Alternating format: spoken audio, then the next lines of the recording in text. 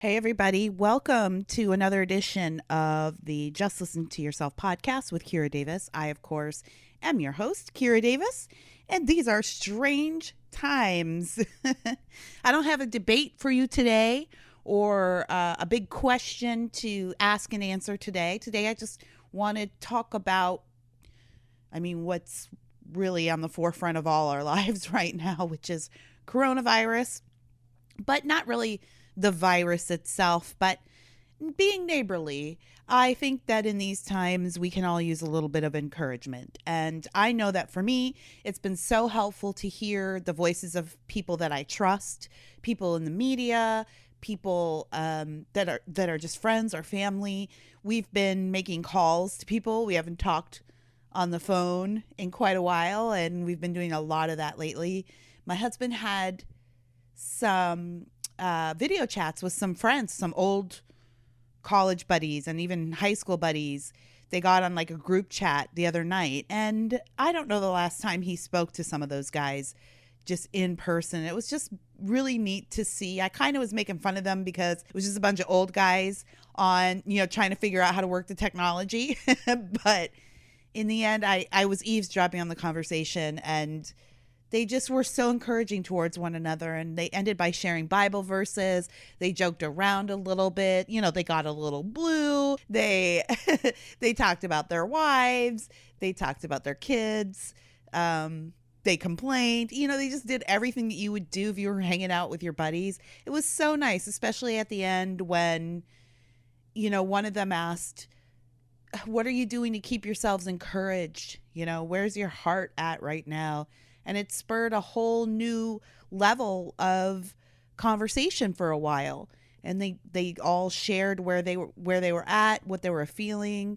And then they ended up sharing Bible verses with each other just to help each other through. It was really nice. I don't want to make it sound mushier than it was, because I'm sure that that's a huge turnoff for my husband to think about them being all mushy, but it did my heart good.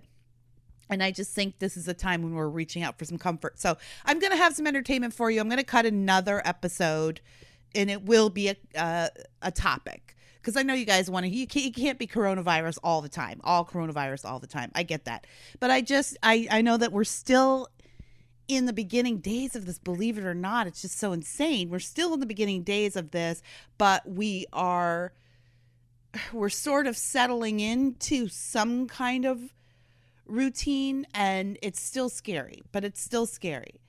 So I want to offer a little bit of encouragement to the JLTY listeners out there. So I asked a question on my Facebook page. I asked people to give me ideas for what they're doing to help other people. What are you doing to be a better neighbor? What are you doing to be a better provider for your community? Are you doing prayer walks? Are you supporting businesses somehow?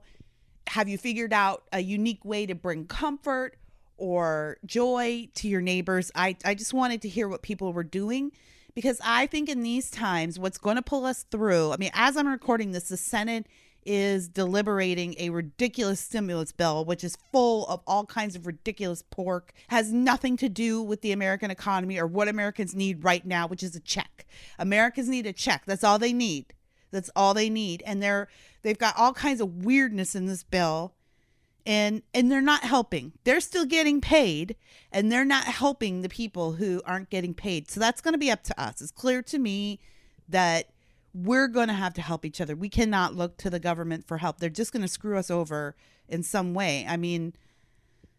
Don't even get me started. I'm not getting started, people. I'm not. I'm going to stay on target. So it's going to be up to us to care for each other and to care for our communities. And I know that can be daunting, because a lot of you are out there going, well, I don't have $1 billion. I can't be like Mark Cuban and set up a daycare for health workers who are on the front lines right now. Or I'm not Mother Teresa.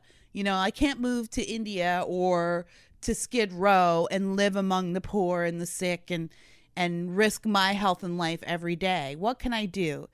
And we need those people, the Mark Cubans and the Mother Teresas. We depend on those people. Certainly those people are great assets to humanity. But the thought that because you don't do something big, you can't do anything at all, I think it's very damaging. When we all pick one person to care for, we really reduce the number of people that need to be cared for. It does make a difference. It's not going to get a parade. You're not going to get a feature in the New York Times or People magazine, but there are things you can do to make the life of someone around you just a little easier or just a little brighter. So here's some ideas from people around the social media sphere who have been doing some things to get plugged into the community and be a little bit more neighborly. And maybe you'll get some good ideas and you can employ some of this stuff. Our mobility is limited.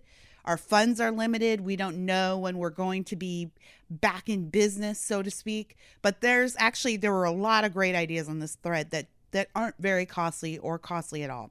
So Krista says that as soon as the snow melts where she lives, and there's a little bit of room on the grass right in front of their apartment building, she's going to go out there and lead little exercise sessions. And she says that she has seen people do that in Italy because they're quarantined. They can go, I think you can go within 300 meters of your building outside. So if they've got enough room, if you've got enough room, maybe you're like me and you've got a big driveway or you've got a playground area. Maybe that's what you do. You invite the neighbors out. Maybe you mark out the spots, like a lot of supermarkets are doing right now. They're marking out 6 feet in between, where in line where you stand. And I think that's helpful. It's helpful for people. Most people are taking this seriously. I know we've seen the images of the weirdos on spring break in Florida and then people out, congregating on Santa Monica Pier, but that's a small percentage of the population. Most people are taking this very seriously. So maybe that's what you do. You mark out the spots so everyone feels comfortable, and then you invite people out for a 10-minute stretching session or a quick yoga session. Eric says that he took gift baskets to his neighbor with toilet paper, paper towels, Clorox, and cards. I think that's nice. I know Eric, he's a single guy, and so he doesn't have a big family to provide for. And he says that he's got everything he needs, so he can spare some of these things.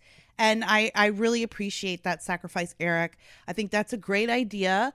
I had a delivery guy come yesterday to deliver something, and I gave him a $10 tip and a Clorox wipe. I had found a box of individually wrapped wipes, and man, did I feel like the richest woman in America. But I tipped him with that wipe, It's just funny what becomes valuable to us in these days. But I think it can just make a little difference just for people to know that you're thinking about them and that you care. Melissa says she's been trying to order out from restaurants that are open. She ordered extra because they can freeze and eat leftovers. And they have a little bit of extra income. And so they have decided to use that to help prop up small businesses that are still open. And she says she's also committed to checking in with her neighbors and finding out what they need, so that if someone doesn't have bread, she knows how to bake bread. So she'll bake some bread. Or if someone doesn't have something that they need that she might have, maybe some paper towel or something, she'll bring that to them. So she's being active in checking on people's needs. And you've got you don't have to go physically to your neighbor's door to do that. You have all the resources in the world to do that. You can text them, get on the neighborhood app. My Neighborhood has a Facebook page. You can, if you don't have phone numbers, you can just drop a note off. So there's all kinds of ways to check in with your neighbors and make sure they have what they need. Jimmy says he's going to promise to eat his neighbors last when the cannibalism begins. That's thoughtful, Jimmy. See, just promise your neighbors that you're going to eat them last. What a gift. What a gift. I love that. I like this one. This is from my friend Allie. She says, mostly just don't be a douchebag. Our dogs were barking because somebody parked in our driveway with a dog in the car. The neighbor behind us came over and stood on my porch and screamed at me in front of my toddler because he was working at home and the dog was bothering him. Just be kind to each other. Everybody is having a hard time. We are going to be stuck next to each other for a while. Don't make it weird. I love that. This is what I like about it. It's such a simple thing. This costs you nothing. You might not have the extra income like Melissa has right now. You might not have the extra toilet paper and Clorox wipes like Eric has right now. But you have kindness and you have patience and you have peace. And it's important to remember that exactly, we are all stuck next to each other right now. Some of you are stuck in situations where you are in a house full of people and there wasn't much privacy to begin with. And I feel for you. I do. I feel very blessed. I just really hate suburban life, but I'm actually feeling very blessed to live in the suburbs this week because it's quiet out here. We've got a little bit of space and we're not on top of each other. So everyone's going to have to extend a little grace towards one another. If you're having trouble with that concept of grace, what it means to extend grace, I encourage you to go back and listen to my episode on tolerance. And you'll find some good tips in there how to tolerate the people around you, what tolerance really means. I don't think a lot of us have a real grasp on what it means to be tolerant and what it costs. But just keep in mind, try to be courteous, even if it costs you a little something. I know, so Allie was saying that her neighbor was yelling at her about the dogs because the neighbor's trying to work at home. And I get that. I'm kind of on the opposite side. I have a dog that just, I think my dog's bark must sound like Allie's dog's barks because I know she's got hounds and my dog has a little hound in her. She's like a bull. What do you call those? Like the target dog? She's a mix, a target dog and a hound, but she's a little dog, but she's got this nasty Cujo bark. It's scary, but it's just how she sounds. I'm very cognizant of it. And when she's outside, she's barking at everything. She's barking at the birds flying by. Oh, the poor thing. The birds are just teasing her because they're just flying around all free and she can't get them. She barks at people that she hears outside the fence that are walking or talking, and it's so loud, and I'm so cognizant of how it's affecting the neighbors. So I don't let her stand out there and bark for too long. Even though I know she needs to be outside, she's annoying us inside. I really do try to make an effort to make sure she's not barking for too long out there. It's just the little things you can do. Another thing that I've been doing is because we have a lovely neighborhood here and a lot of space and a lot of people are obeying the 6-foot rule, but also we are in California and the weather's nice.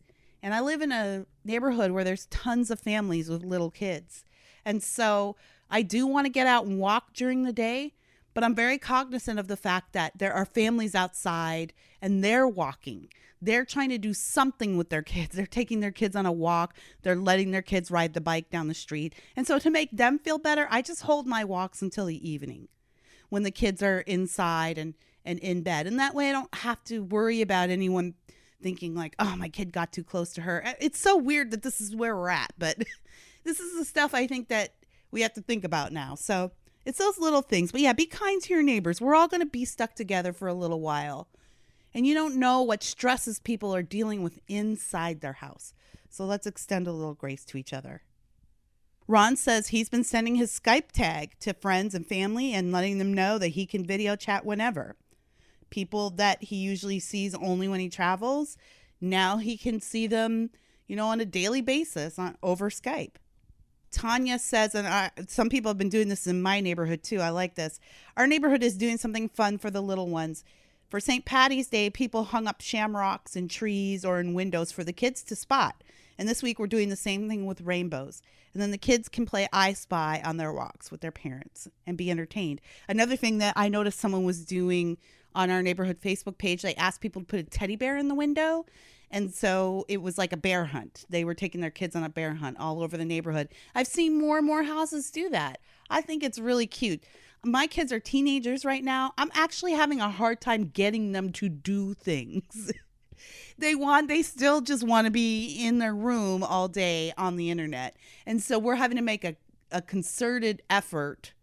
And I'm not going to lie, it is causing some tension in this house. We're having to make a concerted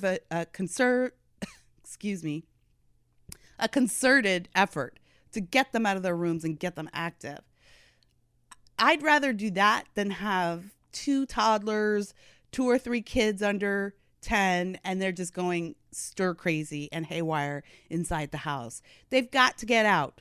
So there are people out walking around. And I think they're being careful, but I don't blame any parents who's got their kids out walking around. It's just nice to give them something to do. They're not in school. They're not seeing their friends. They're not getting that physical stimulation all day by being in the classroom. So they really need a little extra help. And just something like that is so fun. It gives them something to do, and it, spends some of their minutes in the day. Believe me, you start counting those seconds till bedtime. I thought this one was interesting. Carrie says she's supporting local businesses and Uber, and she's keeping the bus drivers company. Now, since I posted this originally, there may be people who are under further restrictions and in their cities or in their states and can't go out. But I did think that was very interesting. Keeping the bus drivers company. You can sit 6 feet away from the bus driver if you feel safe enough. Interesting idea. Rachel doesn't have kids, but she started a Facebook group to help parents find educational resources and activities. I'm in that Facebook group, and it's just, people sharing ideas, and anything that she finds on the internet, she's posting. She's making herself useful. She's helping people, even though she's not there with them. She's not teaching anybody. It's just a nice thing to have a place to go to see different ideas, to find what's working for other people. I think that's really nice. Darcy says her neighbor is a nurse and the hospital is in great need of supplies. So that afternoon that she wrote on this thread, they were actually taking gloves, Clorox wipes, and masks that they had been keeping for themselves, and they're going to donate them. Lisa says she has a friend who is sewing masks for health area workers, and she herself has actually shopped for elderly neighbors and will continue to serve in that way. And she's also been reaching out by phone to check on people to make sure that they don't need anything. And she says, I like this. She says, especially the ones who are alone or prone to depression. Hearing a friendly, familiar voice makes a difference. Yes, it really does. I've really been noticing that. There have been a couple of people that I've called just to make sure that they're doing okay. I know that they're home by themselves and maybe disconnected from family, either physically or, relationship wise. And you don't realize what a comfort it is just to hear a familiar voice. It makes a difference. So reach out. Don't be afraid of that phone. I know we've gotten to the point in society where we don't like talking on the phone, but if we're ever going to break out of that comfort zone, now is the time. John says, I help by keeping my cranky self inside as much as possible. Fair. Jason says, please tell people to tip their delivery drivers. It's amazing how many people do nothing at all. So you end up making $4 for an entire hour. It's true. I did Uber for a week. 2 weeks max. I just wanted to see what it was like. I wanted to be able to talk about it. And I actually wanted to see if it would be something I would enjoy making money from on the side. I did not enjoy it, largely because California, with gas prices, it's really hard to make money driving Uber. And Uber does not make adjustments for the price of gas. So it is difficult. But one thing that I found out when I was driving Uber is that it is really difficult to make money. And so you get your Uber because you want to drive from you want to drive the 2 miles from bar X to bar Y. And for you, this is so cool. I can call an Uber. They'll take me right over and the ride is, $5. But you got to understand, your ride is $5. That driver is taking that time out for 5 They've spent that gas, and that they don't even get that $5. They get like a portion of that, whatever Uber deems is your portion of that. And that varies state to state. So they've taken maybe 30 minutes of their time to get to you, to pick you up, to take you there, and then to drive back to where the next fare is. And maybe they've earned $2 on that ride. It gets discouraging. So listen, if you take the Uber, even if you take it a mile, even if you look at that bill and go, oh, it was only $5, tip that person. Uber has made it very simple. You can press the button right on your app and you can give them 5%, 10%, 25%, or give them a specific tip, or just tip them cash if you have that in your pocket. I think it's better not to go through Uber because they still take a piece of your tip. Yeah, like for processing fees or whatever. Tip your drivers. Tip your grocery workers. This is one thing I think is nice to do. If you've got some extra masks or gloves at home, bring them to your favorite cashier. Not all the grocery stores, for obvious reasons, are well equipped for health safety. And yet these people are on the front lines. They are exposed every day. You can't leave your house, but imagine how scary it must be to be a grocery store employee right now. And all the people you're interacting with and all the people you're talking to and all the supplies you're touching all day long that have come from who knows where and been touched by who knows who. So if you have extra safety supplies, maybe think about giving them to the cashier or to the delivery person. Jessie said she created a video of herself reading a book for a teacher friend of hers. That's nice. And she hosted an online cocktail social. She's also made an appointment to donate blood. Donating blood is very important. Becca said that she was at the grocery store and a lady was needing a tub of lard that was up on the shelf. And when Becca saw that she needed that tub and couldn't reach it, she reached for it herself. And I know it sounds a little silly. And I know when she wrote this, she was thinking, this is such a little thing. But I do believe it's the little things that really make a difference. For that lady to not have to ask. And there are a lot of people who don't even want to get too close to each other right now. You know, you just made the next 5 seconds of her life a little easier. So there's nothing wrong with doing something little. Doing something little like that counts. It does count. I think if you make it a habit, you make kindness a habit, it starts to snowball. I can remember being on tour when I was in college with our college theater troupe.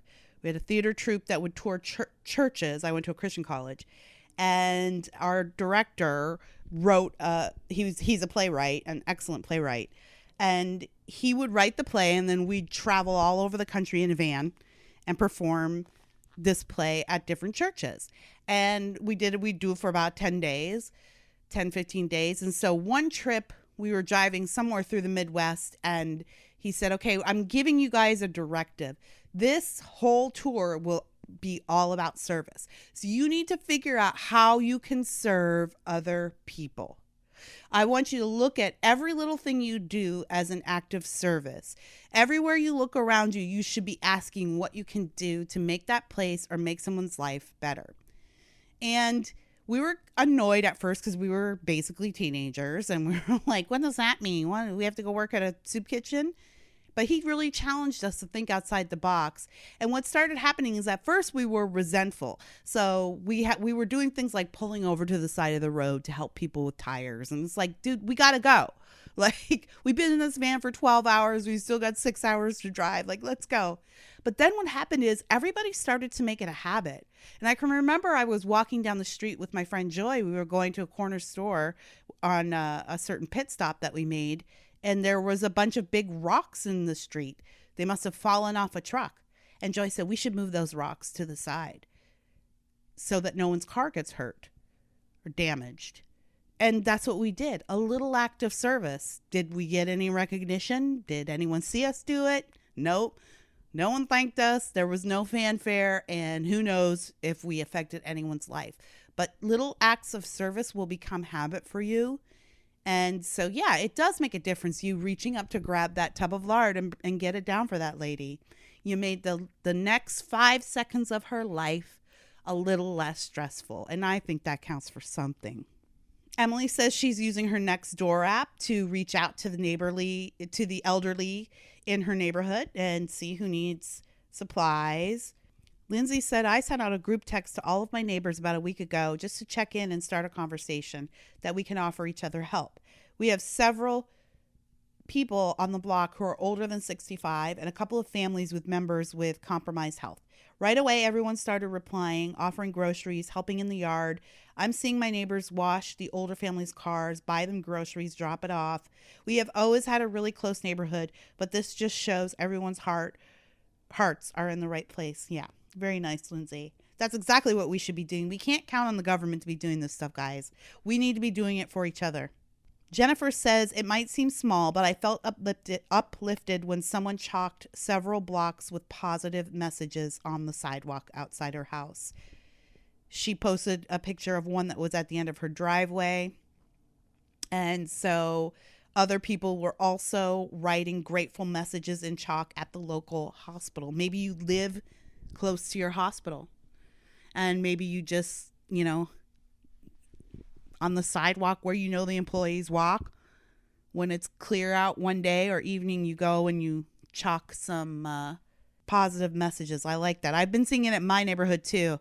The kids outside drawing chalk in front of their houses, and they're nice, encouraging, positive messages. And it's also another thing for the kids to do when they go on walks.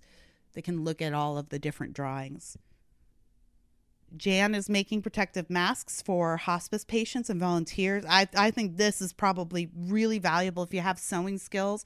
You can get online right now and find out how to make them and how to make them according to, quote, specs.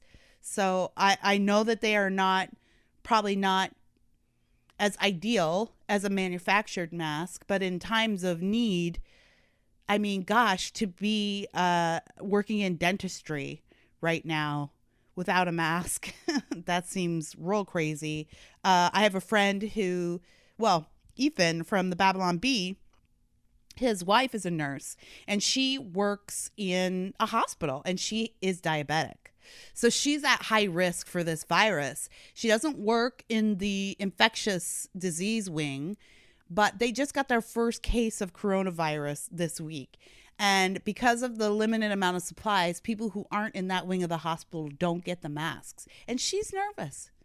Obviously, she's nervous. So would a manufactured mask would be better, but think of just how it would ease her mind just to even have access to that cloth mask, that homemade mask. And of course, the hospital has sanitation guidelines. So they get the masks and then they run it through their sanitation checklist.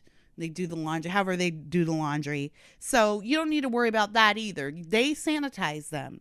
But even for a store employee, just it's peace of mind. Maybe it's not as effective as a manufactured mask, but at this point, peace of mind, I think, is almost as valuable. Oh, Diane says that she took a quart of fresh squeezed orange juice to her 80-year-old neighbors. There are tons of citrus on trees right now. Lots of people giving away oranges and lemons in my area. Yes, we live in Southern California, and there are lots of citrus trees around here, and I doubt everyone's going to make all that citrus work for their household. So if you've got a citrus tree in your yard or around, I mean, here in our community, they're very common. They're almost like flowers in a lot of ways. Lots of people have citrus trees. Great idea. And how lovely is fresh squeezed orange juice? These are just some of the things you can do. I would love to hear what you're doing to keep your neighbors encouraged, to keep their needs provided for, what you're doing in your own household to keep yourselves occupied and positive, because I know that's so hard. It's hard to stay positive. Let me know what you guys are doing. You can hit me up at kiradavis422@gmail.com. That's kiradavis422@gmail.com, or hit me up at Twitter at realkiradavis. Guys, I just want to tell you that I think we're going to get through this. I'm recording this on March 25th, and I know the president said that he hopes to have the country open for business, or at least starting in that direction by Easter, which is both encouraging and discouraging because Easter at this point is almost 3 weeks away. And it's hard to imagine the American economy surviving that long, the way things are. But it's encouraging to know that at least he's thinking about a time period. At least there seems to be some kind of forward motion. We've got something to look forward to. I don't believe for one second that he's saying, oh, we're going to snap our fingers on April 12th and everyone's back to work and we're going to pretend like this pandemic doesn't exist. No, not at all. But I think what he is saying is we're going to need to look at loosening restrictions because Americans do need to get on with their lives. And that is going to put some things at risk. So it's the government's job to make sure they're prepared with all the health equipment that they need, make sure they're manufacturing the ventilators that they need. And the rest of us are going to have to figure out how to move forward, at least cautiously at first. So I see some hope on the horizon. I think the American spirit is going to be the real story of this historical moment. We can only be suppressed for so long. We just don't have it in us. We just don't have it in us to sit around. We're innovators. We're motivated. We're flexible. We invented the gig economy, you know. We invented the Hoover Dam. We invented what we now know as the internet, what we now know as social media. There's just so much invested in the American dream.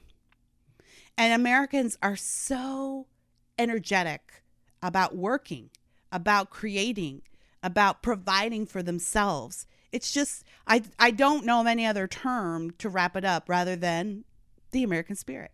And I just don't think the American spirit can be suppressed for that long. We're starting to see some of the edges fray already. So in that respect, I do think Trump is right to start giving people a little hope as to when we're going to start at least emerging out of this. It's not going to be, all of a sudden one day, okay, everyone, back to normal. But there is going to be a gradual shift back into some type of normalcy. I think we're going to make it.